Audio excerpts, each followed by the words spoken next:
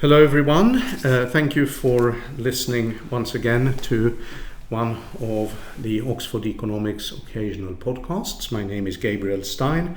I'm Director Asset Management Services, and I'm sitting here together with Senior Economist Priyanka Kishore, and we're going to talk about India. And the reason we're going to talk about India is that, silly though the BRICS concept may be, it has nevertheless become established, and right now it seems that India is the only BRIC where there is actually any growth. But let me start, Priyanka. Is that true? Is India doing well? On the face of it, yes. If we look at the headline GDP growth, that continues to hold around 7% under the new national accounts. But I would really be cautious in treating that headline, because as has been well advertised and highlighted over the last few months since this series was released, there have been a number of issues with the underlying data. And if I look at the old GDP series, then India is only probably growing around 5%, which is closer to some of the other Southeast Asian economies' growth. So it's the way you look at the data, and I would suggest that at this point the better way to look at it is through the proxy growth indicators or the old series.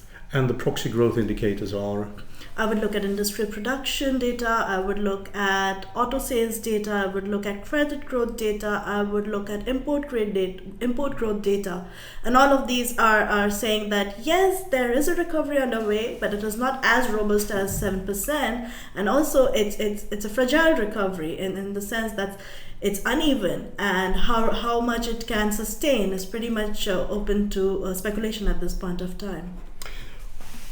However, even with that, and I would say, well, even with that, first of all, 5% is not so bad.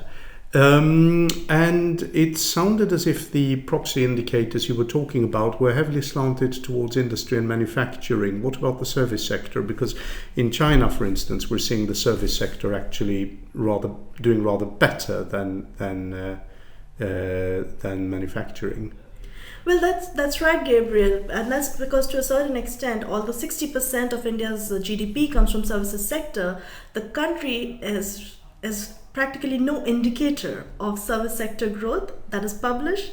The only thing that we do look at are the PMIs, and those have not been performing that well. You know, they've been holding around the 50 mark. They actually went into contraction territory briefly and are now recovering.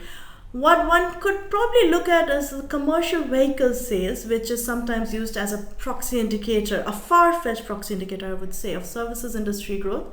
Yes, that has seen a recovery in the last couple of months, but it could partly be because of the Hindu festival of Diwali that's coming up next week, the week after, as you know, and we would have to see whether the trend sustains post that. Okay. However, as we said, 5% still not so bad, and but India is of course very frequently measured up against China, and one of the fields where it seems that India is lagging behind China is in using its size internationally, and I'm talking about economically as well. Though I notice today we saw that Prime Minister Modi is hosting an African summit in New Delhi and so on. How much is actually India managing to integrate with the world economy in a similar way as China? Yes, first I would just like to say that you did say 5% is not bad, and I completely agree with you that on a relative basis 5% is not bad. And what probably the world and investors and domestically the country is now reconciling is too, that it's not the relative growth that's bad, it's in absolute terms, because they were talking about 7% growth and taking growth back to 8%. That is what has to be scaled down, and on a relative basis the country is still probably outperforming many others at this point of time, and probably growing close to China depending upon where you think China's growth is. Moving on to the foreign policy question, yes, you're right that foreign policy had languished under the previous government, but PM Modi has made a very, very strong effort on this front, and his foreign policy has clearly surpassed expectations. He's coming to UK for the first time after his election as a prime minister. And I think it is in a long time that anybody from the Indian government is visiting UK, although David Cameron has made multiple visits there. So we're really seeing those efforts come in. And the primary reason for that is the Make in India campaign, which is one of the cornerstones of the government's reform process, where the government is committed to raising manufacturing's share into GDP. As we just discussed, it's primarily a services-led economy, but the government wants to raise manufacturing share, and they are looking for foreign investment to come through. And that is why Modi is making such a big effort to go and strengthen India's foreign policy and get FDI into the country. This is exactly the point I wanted to make. We are not political consultants, so what India does foreign policy is perhaps not so relevant. But on the score of attracting inward investment, the impression that one gets, be it justified or not, is that India has generally been less welcoming and less open to inward investment, and perhaps particularly in the services sector, where we know that, for instance, foreign retail chains, supermarket chains and so on are dying to get into India but are being kept out. Is this likely to change? Maybe not in the retail sector space particularly. It's a political hot potato, and there's a lot of domestic lobbying that's going on there, and that might take a little while to open up. But more generally, and taking a broader perspective, we have seen a lot of reforms come through in this particular space, which are outside the purview of the legislature, and hence the government has been able to push through with them. And as a result, we have seen India improve 4 notches in the ease of doing business ranking by the World Bank. And I think this is one space where the government will truly make more strides over the coming year or so in its tenure.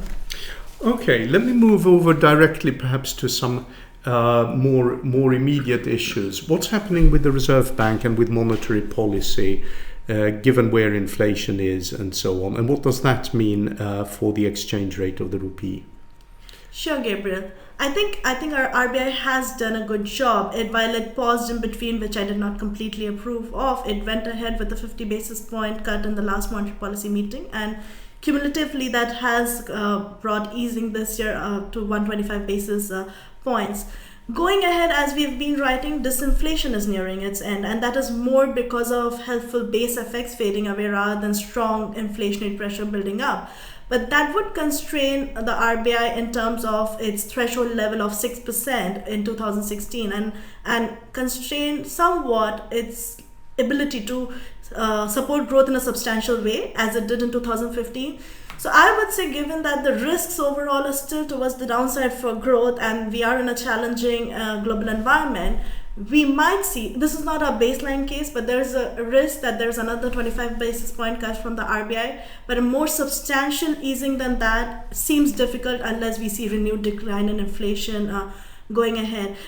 For a rupee, I think, it continues to be a stable regime, which is what the RBI has wanted. It has defended the rupee both on the upside and the downside, putting it in a corridor, and given where the risk corridor against so against the US dollar, and okay. It's not a corridor they've publicly acknowledged, but the currency has been pretty much between 64 to 66 for a while now, and I think that will continue to remain the case, given that exports are not really doing that well at this point of time. It's surprising that given how closed an economy as India is, that Indian exports are perhaps down one of the most in the Asian region at this point of time, largely because petroleum product exports, which is a big chunk of its exports, has taken a beating on the back of the development in oil countries. And that, I think, falls in line with RBI's policy of keeping the exchange rate on a very gradual depreciation path and limiting any appreciation against the US dollar going ahead.